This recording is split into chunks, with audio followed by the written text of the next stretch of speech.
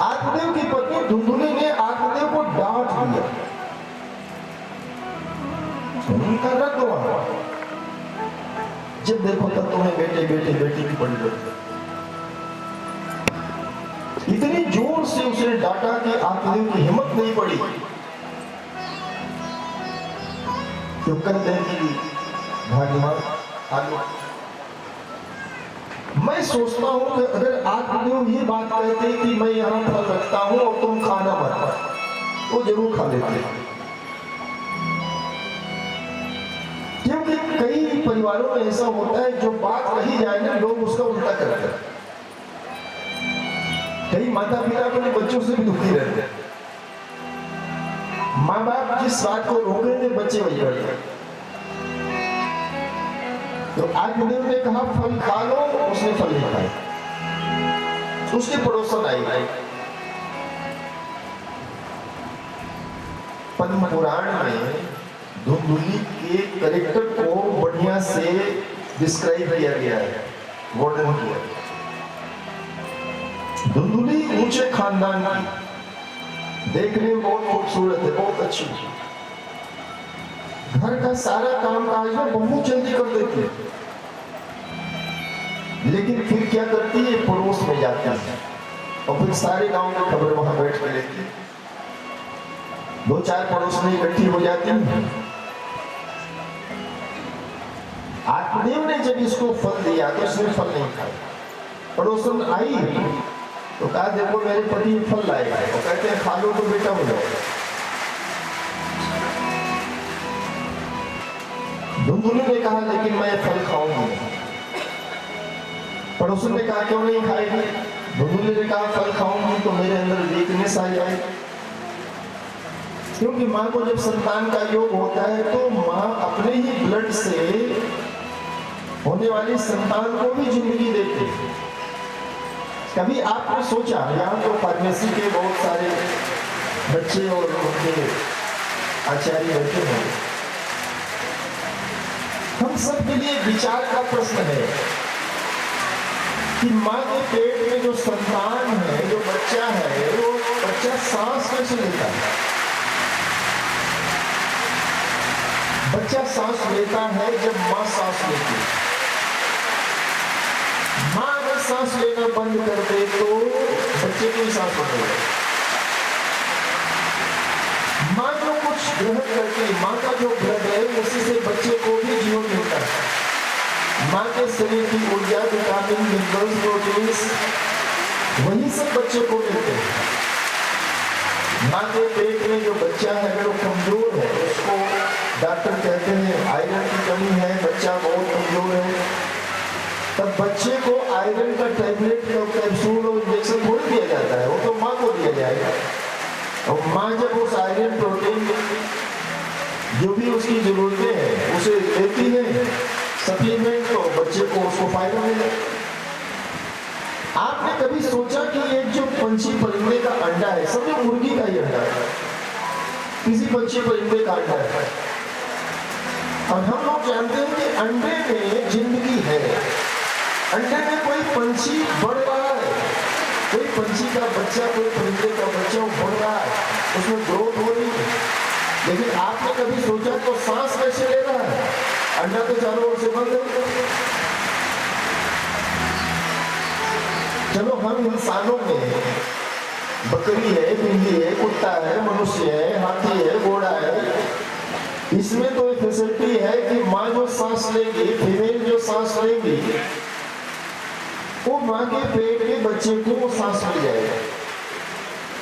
लेकिन जो पंछियों परिंदों के अंडे होते हैं उसके अंदर भी तो जिंदगी है। वो अंडा तो चारों ओर से पैक है, पूरी तरह से पैक है, बाहर की हवा अंदर नहीं आ रही, अंदर की बाहर नहीं आ रही,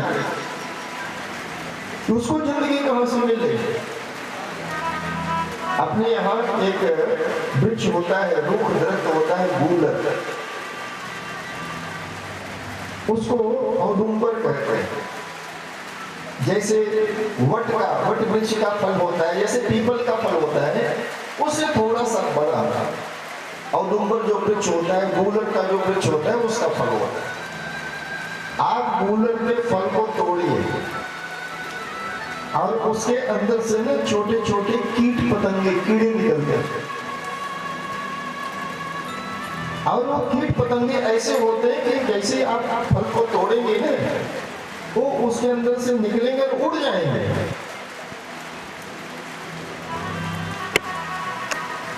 तो ऐसे अनेक दृश्य हमारी प्रकृति में फैले हुए हैं। पड़ोसन ने कहा भाई खा लो, प्रकृति लाया तो उसने कहा फल नहीं खाऊं, फल खाऊंगी तो मैं कमजोर हो जाऊंगा।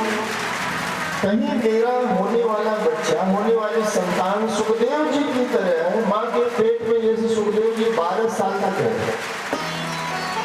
धुंधुलिस कहती है कि अगर 12 साल तक मेरे पेट में मेरा बच्चा रह गया फिर मैं क्या करूँ। धुंधुली ने कहा अगर मकान में आग लग गई तो मैं अपने प्राण की रक्षा कैसे करूँ। चोर उचक्के बदमाश आ गए तो अपने को बचाने के लिए मैं भाग भी नहीं पाऊंगा। धुंधुली कहती दुनिया में वही स्त्रियां सबसे सुखी हैं जिनको कोई संतान नहीं, जो निसंतान वही सबसे सुखी। अभी बात धुंधुली ने कही है, इसको समाज पर लागू नहीं किया जा सकता क्योंकि धुंधुली है मूर्ख। जैसे उपदेश तो सुपनखा भी देती है रावण को, लेकिन अगर सुपनखा खुद इतनी बुद्धिमान होती तो नाक कान क्यों कटवाती। तो शास्त्रों में जो भी बातें किसी ने कही है, ये भी देखना चाहिए कि कहने वाला कौन है, उसका ओरेटर कौन है, उसको बोलने वाला कौन है। धुंधुली ने फल नहीं खाया, पड़ोसन भी समझा बुझा करके चली गई, उसने फल नहीं खाया। दूसरे दिन धुंधुली की छोटी बहन आई, छोटी बहन को दिखाया कि देख तेरी जीजा है फल लाएगा, और कहते फल खा लो तो बेटा उठो। ये दूसरी उसकी छोटी बहन थी, बड़ी चालाक, उसने उस फल को देखा। फल सच में बड़ा दिव्य फल था, उसके अंदर से एक विशेष गंध निकल रही है, बड़ा सुगंधित वो फल था। और न जाने कहां से उन संत को फल मिल गया था कि उन्होंने आत्मदेव को दे दिया। उस ऋतु में उस प्रकार के फल नहीं पाए जाते। पता नहीं कैसे उस संत को मिल गया था, किसने दिया कि झोले से निकाला, आत्मदेव को दे दिया कि ले जाओ अपनी पत्नी को दे दो, उसको बेटा मिला। छोटी बहन ने सोच लिया कि अगर इस फल को मेरी बड़ी बहन खाएगी, धुंधुली खाएगी, तो निश्चित ही इसके घर में कोई योग्य बालक पैदा होगा, कोई राजपुरुष होगा, कोई श्रीमान व्यक्ति होगा, कोई बहुत बड़ा साधु संत होगा, कोई समाज सुधारक होगा, कोई चक्रवर्ती नरेश पैदा होगा। तो छोटी बहन ने तय कर लिया कि इस फल को मैं इसको नहीं खाने पाऊंगा। छोटी बहन ने बड़ी बहन की बात मिला दी, उसने कहा फल खाने से कुछ नहीं होता, और फल की तो परीक्षा अपने दरवाजे पर बंधी हुई गाय को खिला करके ले ली। छोटी बहन ने कहा इस फल को हम दोनों मिल करके गाय को खिला दिया। तो छोटी बहन ने सोचा इसको तो मैं रोक रही नहीं, और अगर ये फल मैंने खा लिया तो भगवान पूछेंगे तुमने क्यों खा लिया, हमें नहीं खाने दी। उसने सोचा छोटी बहन ने कि न फल मैं खाऊं न ये खाए, एक थर्ड पर्सन को खिला था। छोटी बहन ने कहा गाय को खिला दिया। छोटी बहन ने कहा अगर इस फल में कोई ताकत होगी, कोई पोटेंसी होगी, कोई सामर्थ्य होगी, तो बच्चा गाय को ही हो जाएगा, और अगर इसके अंदर कोई सामर्थ्य नहीं होगी तो एक फल नहीं तो 100 फल खा लिया, उसे कुछ होने वाला। अब मूर्ख बुद्धि उस धुंधुली को छोटी बहन ने भरवा दिया। उसने सच में ले जाकर के गाय के आगे, दरवाजे पर गाय बंधी थी, उसके आगे फेंक दिया। आइए महाराज जी को स्थान दीजिए, आसन दीजिए। बोली सच्चिदानंद भगवान की जय, श्री राधा कृष्ण भगवान की जय। विमान में बैठ करके वह बंदुकारी भगवान के धाम में गया। उसे लेने के लिए भगवान के 2 पार्षद आए, और उसके जाने के बाद गोकर्ण जी जी ने प्रतिवर्ष हर साल अपने गांव में कथा करते हैं। आषाढ़ की शुक्ल पक्ष की नवमी से लेकर के पूर्णिमा तक गोकर्ण जी कथा करते।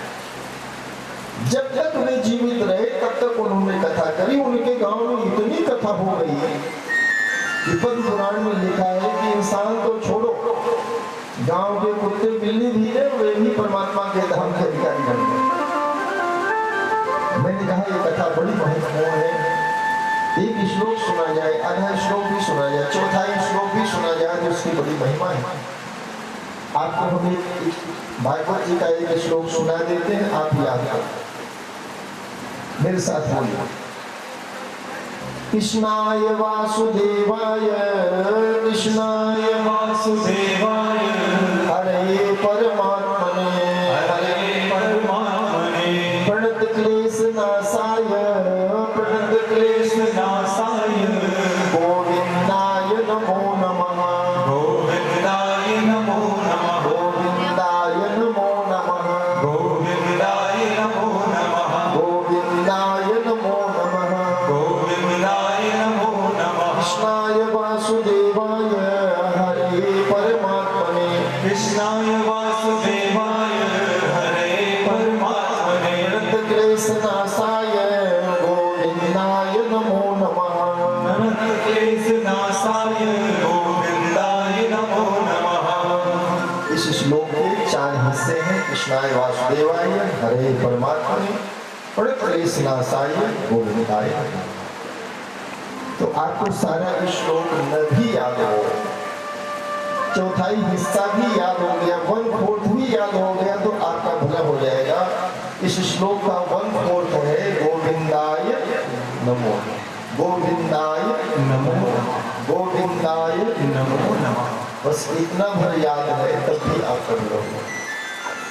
आज रात में जब आप सोना,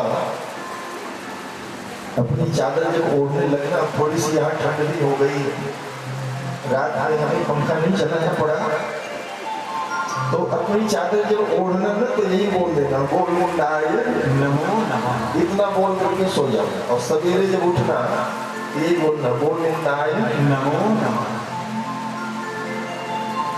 एक श्लोक भी कोई सुनता है श्रीमद् भागवत जी का, आधा श्लोक भी सुनता है, चौथा श्लोक भी सुनता है, इसका भला हो जाता है।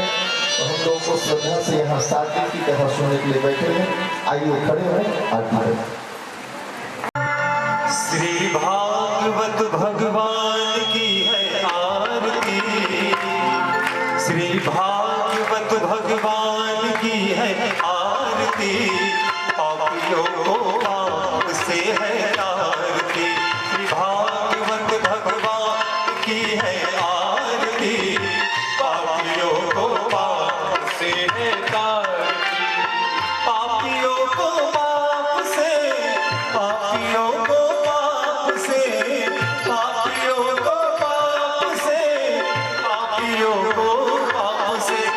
भागवत भगवान की है आरती, पापियों को पाप से है आरती।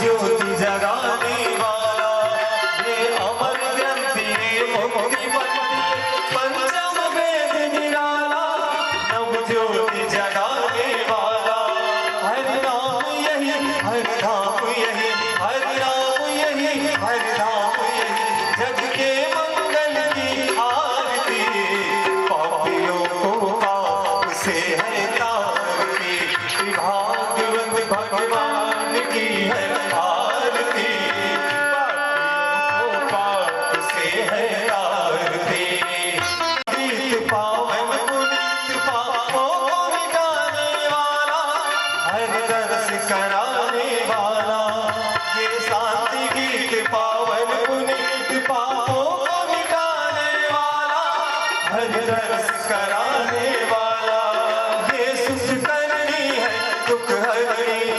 सुख करनी है दुख हरनी श्री मधुसूदन की आरती पापियों को पाप से है तारती भागवत भगवान की है आरती पापियों को पाप से है तारती।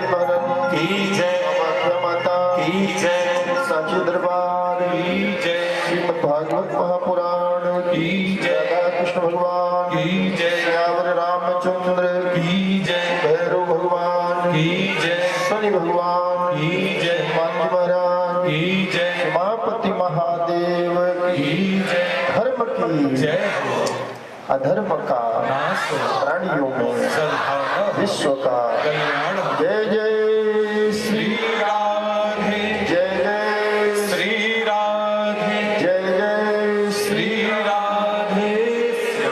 बैठ जाइए।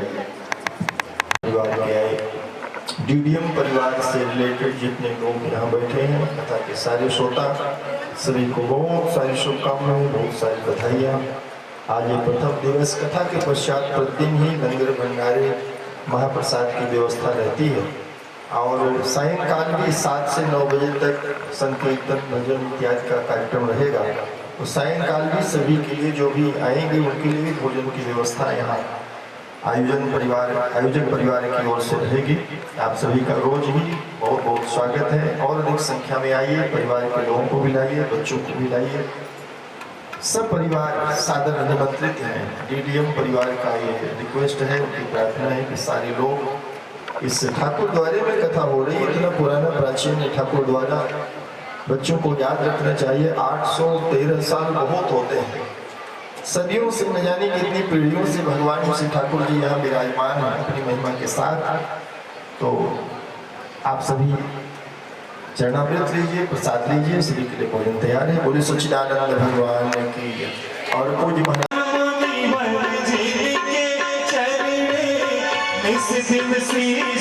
झुकाते हैं सुरवर मुनिवर जिनके चरणे निस दिन शीस झुकाते हैं, जो गाते हैं प्रभु की महिमा वो सब कुछ पा जाते हैं, जो गाते हैं प्रभु की महिमा वो सब कुछ पा जाते।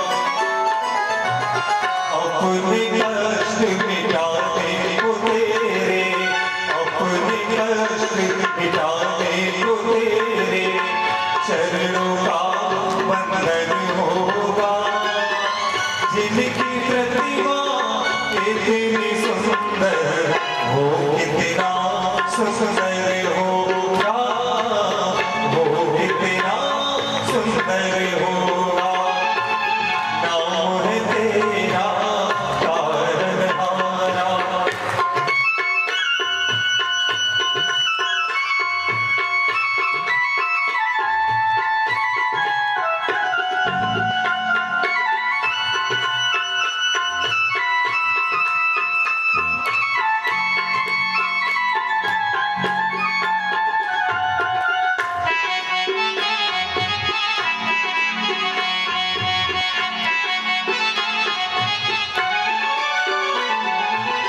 मन की मुरादें लेकर स्वामी तेरे चरण में आए हैं।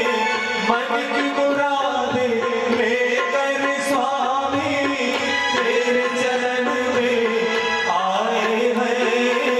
हम हैं बालक तेरे चरण में, तेरे ही गुण गाते हैं। हम हैं तेरे चरण में, तेरे ही गुण गाते। भव से पार उतरने को तेरे, भव से पार उतरने को तेरे गीतों का संगम होगा।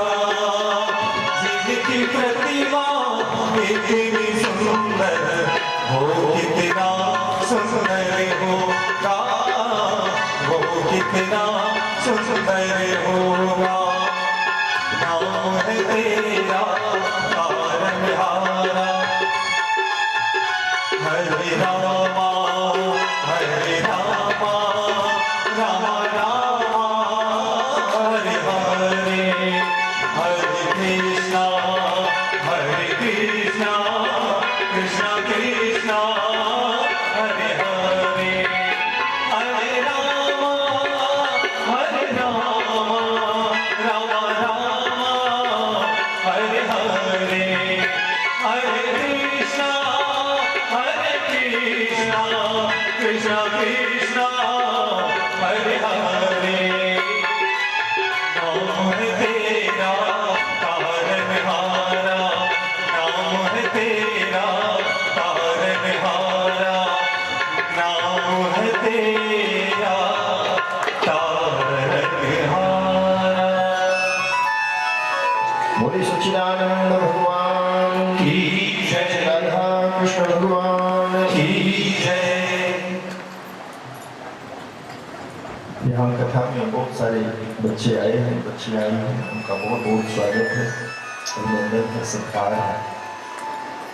और उनके अध्यापक, उनके शिक्षक, उनके आचार्य भी वो भी धन्यवाद के पात्र हैं, जिन्होंने इनको अपनी अनुमति दी यहाँ आने के लिए। उनके माता पिता को बहुत धन्यवाद है। जो बच्चे इस कथा में बैठ करके भगवत स्मरण कर रहे हैं, बच्चों, आपने सुना होगा कि महाभारत का युद्ध हुआ और महाभारत के युद्ध में दो पक्ष थे, दो साइड था। एक तरफ 5 पांडव थे, एक तरफ 5 भाई थे।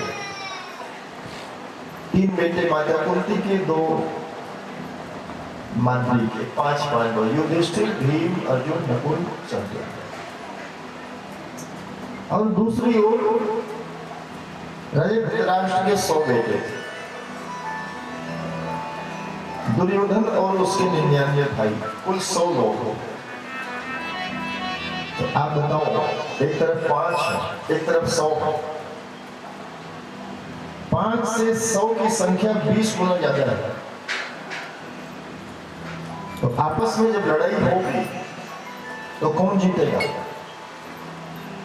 बताओ कोई बच्चा।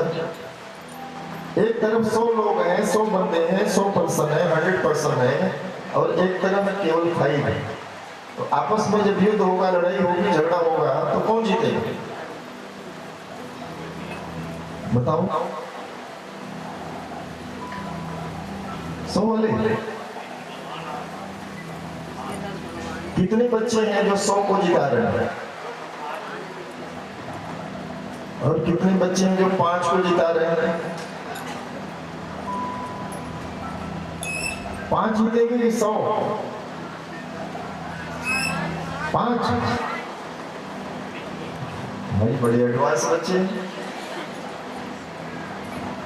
नहीं। एक तरफ 100 बंदे हैं, फिर से सोच लो, एक तरफ 100 हैं और एक तरफ 5, तो आपस में लड़ाई होगी तो कौन जीतेंगे? नहीं, 5 बड़ी होती है कि 100? तो फिर 5 कैसे जीतेंगे? जिनके पास प्रभु है, जिनके साथ भगवान है। हाँ, किसी ने कहा जिसके पास भगवान है। जिनके साथ भगवान है। ये जो 5 थे ना, इन्होंने भगवान को मारा। द्वारिका में महाभारत की लड़ाई से पहले ये बंटवारा हो गया था। 100 भाइयों वाला दुर्योधन गया था, वो भी द्वारिका गया था, और 5 भाइयों वाले अर्जुन भी द्वारिका गए थे। भगवान श्री कृष्ण ने कहा, एक तरफ बिना हथियार वाला कृष्ण होगा और एक तरफ हथियारों से लैस हमारी सेना होगी। बताओ उसको क्या चाहिए? दुर्योधन ने कहा, बिना हथियार वाले कृष्ण को लेकर के क्या करूंगा? हमें हथियारों से भरी हुई सेना चाहिए। और दुर्योधन वो हथियारों से लैस सेना को लेकर के आ गया। भगवान ने कहा, अर्जुन तुमने गलती ही तो नहीं करी। निहत्थे कृष्ण को, बिना हथियार के कृष्ण को लेकर के क्या करोगे? भगवान ने महाभारत के युद्ध में प्रतिज्ञा करी थी कि मैं हथियार नहीं उठाऊंगा। अर्जुन ने कहा, हे कृष्ण, आप बेशक हथियार मत उठाना, आप हमारे रथ चलाने वाले सारथी बन जाओ। आप मेरे रथ को हाथ देना, रथ को चला देना। और महाभारत के युद्ध में रिजल्ट आया, 100 भाइयों वाला दुर्योधन मारा गया, तो उसके सब भाई मारे गए। और भगवान के आश्रय में रहने वाले, भगवान के शरण में रहने वाले, भगवान के भरोसे रहने वाले 5 भाइयों को कहीं खरोंच भी नहीं लगी।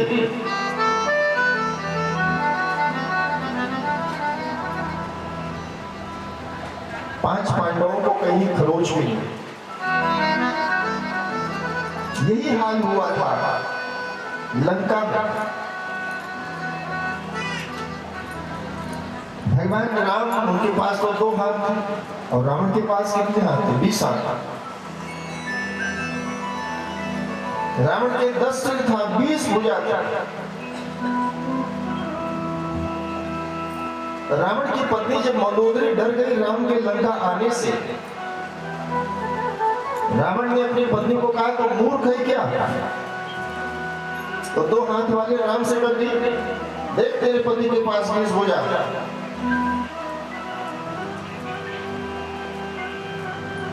लेकिन राम और रावण की लड़ाई जब लंका में हुई तो जीता कौन?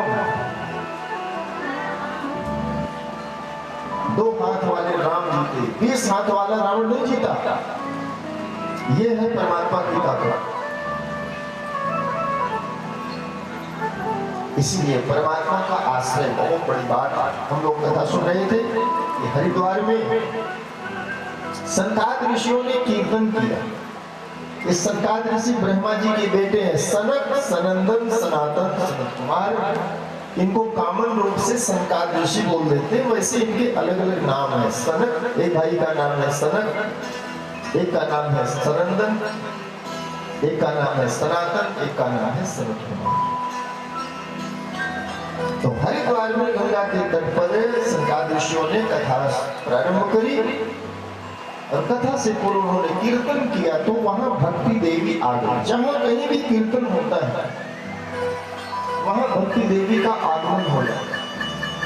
वहां एक रस उत्पन्न होता है, एक आनंद की वहां सरिता बनने लगती है। और कथा के बीचों बीच, जैसे यहाँ भी बीच में एक रास्ता छोड़ा गया, हरिद्वार में सनकाद ऋषियों की जो कथा हो रही थी, बीच के रास्ते में भी लोग बैठे, इतनी भीड़ हो गई। और जितने लोग बैठे उससे ज्यादा खड़े होकर के लोग कथा सुन रहे। तो इसी बीच एक 18-20 साल की युवती अपनी गोद में 2 बच्चे लेकर के सामने आ गई। लोग आपस में बातचीत करने लगे कि पीछे से आगे आने का रास्ता तो कोई था नहीं, बाएं से दाएं, दाएं से बाएं, सारे जितने रास्ते हैं, सब जितने कॉरिडोर हैं, सब भरे हुए। लेकिन ये देवी जी आई कैसे? ये कौन है? इनकी गोद में 2 बच्चे हैं, वो कौन है? तो कथा सुना रहे सनकाद ऋषियों ने कहा, मैं बता देता हूं, आप लोग शोर मत करो। सनकाद ऋषियों ने कहा, यही है भक्ति देवी, जिनके लिए हम लोग आज यहाँ कथा शुरू कर रहे हैं। ये वृंदावन से चल करके आई है। इनकी गोद में जो 2 बच्चे हैं, इनके ही बच्चे हैं। एक का नाम है ज्ञान, एक का नाम वैराग्य। भक्ति देवी ने सनकाद ऋषियों से पूछा कि सबके बैठने का स्थान तो है, मैं कहाँ बैठूं? मेरे बैठने की जगह कहाँ है? सनकाद ऋषियों ने चारों ओर देखा और कहा, माता जगह तो सच में है नहीं। अब मैं किसको कहूं कि तुम उठ जाओ और इनको बैठने दो? सनकाद ऋषियों ने कहा, माता हाँ, मुझे एक जगह दिख गई है। भक्ति देवी ने कहा, कौन सी जगह? सनकाद ऋषियों ने कहा कि ऐसे तो बाहर फिजिकली कोई जगह नहीं है, आप इनके दिलों में बैठ जाओ, वो जगह खाली है। इनके हृदय में बैठ जाओ, इनके मन में बैठ जाओ। और जहां भी भक्ति आती है, उनके दोनों पुत्र ज्ञान भी आते हैं, वैराग्य भी आता है। भक्ति देवी सबके दिलों में बैठ करके 7 दिन की वहां कथा सुनी। और वहां हरिद्वार की कथा में भी सनकाद ऋषियों ने एक महात्म्य सुनाया, जो अभी आप सुनने जा रहे हैं। यही महात्म्य नैमिषारण्य में सूत जी ने सनकाद ऋषियों को सुनाया, सनकाद ऋषियों को सुनाया। और हरिद्वार में सनकाद ऋषियों ने देवर्षि नारद, भक्ति देवी और वहां के हरिद्वार के श्रोताओं को सुनाए। और वही महात्मा यहाँ इस ठाकुर द्वारे में बैठ करके आप लोग सुन लो। सनकाद ऋषि कहते हैं, कर्नाटक देश में एक ब्राह्मण हुए जिनका नाम था आत्मदेव। आत्मदेव ब्राह्मण बहुत पढ़े लिखे थे। ग्रंथों में कहा गया कि वो साक्षात सूर्य जैसा दिखता था, बड़ा तेजस्वी, बहुत ज्ञानी। लेकिन उन ब्राह्मण के आत्मदेव के जीवन में एक दुख था कि हमें कोई बेटा नहीं, हमें कोई संतान नहीं। उनके पास संपत्ति बहुत थी, बाग बगीचे बहुत थे, खेत खलियान बहुत थे। सोचा मेरे मरने के बाद, न होने के बाद, जब मेरा शरीर पूरा हो जाएगा, मेरी लाइफ का एंड हो जाएगा, फिर उसके बाद इतनी बड़ी प्रॉपर्टी का उत्तराधिकारी कौन होगा, जिम्मेदार कौन होगा? हमें पिंडदान कौन करेगा, हमारा श्राद्ध कौन करेगा, हमारा तर्पण कौन करेगा, हमारा नाम कौन चलाएगा? और उन्होंने अपना बहुत सारा धन इसी बात पर खर्च कर दिया कि मुझे बेटा बनाए, मुझे संतान। मेरी पत्नी को, उनकी पत्नी का नाम था धुंधुली। और एक दिन वो ब्राह्मण डिप्रेशन से इतना भर गया कि वह आत्महत्या करने के लिए चला। सोचा जी करके क्या करूंगा, जिंदगी में तो कुछ कोई सुख बचा नहीं। लेकिन उसी समय एक संत मिल गए उस आत्मदेव ब्राह्मण को। तालाब के किनारे एक सरोवर है, उसमें डूब करके वह आत्मदेव अपना शरीर प्राण त्यागना चाहते। वो संत वहां आए, संत ने रोका। संत ने कहा कि आत्महत्या मत करो, ये परमात्मा ने जीवन बड़ा ही अमूल्य जीवन है। आप लोग भी जितने बच्चे सियाने सुन रहे हैं, ये जिंदगी बहुत कीमती है। जब कोई डॉक्टर कहता है कि अब हम इनको नहीं बचा सकते, तब हमें पता चलता है कि हम तो सोचते थे कि बड़े से बड़े डॉक्टर के पास ले जाएंगे तो डॉक्टर बचा लेगा, लेकिन शास्त्र कहता है जिसकी आयु समाप्त हो गई है उसको कोई नहीं बचा सकता। वहां कोई पढ़ाई लिखाई दवाई कोई काम नहीं करेगा, कोई मंत्र तंत्र यंत्र, जिसकी आयु समाप्त हो गई है, लाइफ समाप्त हो गई है, उसको कोई नहीं बचा सकता। आत्मदेव को संत ने रोका। देखिए, हमेशा कोई संत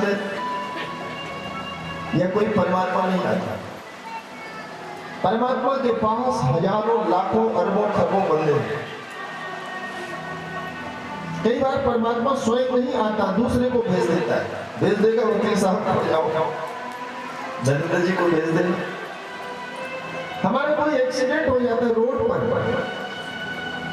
सैकड़ों लोग गुजर जाते हैं, लेकिन हमें कोई नहीं उठाता। लेकिन कोई नरेंद्र जैसा व्यक्ति, कोई वकील साहब जैसा व्यक्ति आएगा। इनको भी अपने ऑफिस दफ्तर जाना जरूरी है, लेकिन मानव कर्तव्य समझ करके हमें उठाएंगे, ले जाएंगे इस अस्पताल में। ये परमार्थ है। परमात्मा के बंदे, आप दुनिया में यहाँ जितने बच्चे बैठे हैं सब कान खोल करके सुन लो। आप दुनिया में देश विदेश कहीं भी जाओ, याद रखना परमात्मा हमेशा आपके साथ है। जब भी आपको किसी हेल्प की जरूरत पड़ेगी, परमात्मा, आप कनाडा में हैं, ऑस्ट्रेलिया में, जर्मनी में, फ्रांस में, जापान में, दुनिया के किसी देश में, परमात्मा अपने किसी न किसी बंदे को आपकी हेल्प के लिए भेज दे। आप जिस ही परमात्मा के रूप को याद करेंगे, वो निश्चित ही आपकी सहायता करेगा। एक नेचर है, प्रकृति का एक स्वभाव है, क्योंकि परमात्मा ने आपको अकेला कभी छोड़ा नहीं, वो छोड़ सकता नहीं। जैसे कोई माँ अपने बच्चे को, 6 महीने के बच्चे को अकेला छोड़ देगी क्या? अगर छोड़ देती तो मूर्ख है, वो लापरवाह माँ गिनी जाएगी। ऐसे परमात्मा कभी अपने चाहने वाले को अकेला नहीं छोड़ता। आपके आसपास जो आप पूजा पाठ करते हैं, परमात्मा की एक छाया हमेशा आपके साथ चलती है।